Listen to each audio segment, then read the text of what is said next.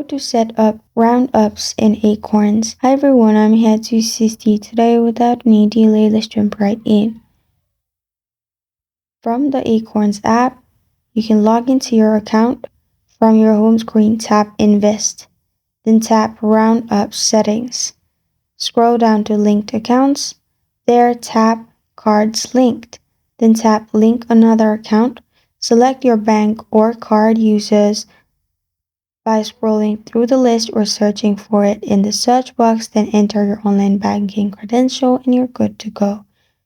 From your website, log into your account. From your home screen, click Invest, click Roundup Settings, click Scroll down to Linked Accounts, click Manage, then click Linked Accounts, then Manage.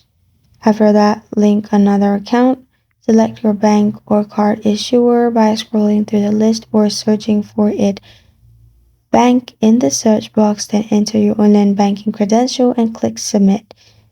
And this is how to set up roundups in Acorns. Thank you for joining me today. If this video helps you out, please leave a like and subscribe for more. Got a question or want to suggest a topic? Comment below. Thank you for watching.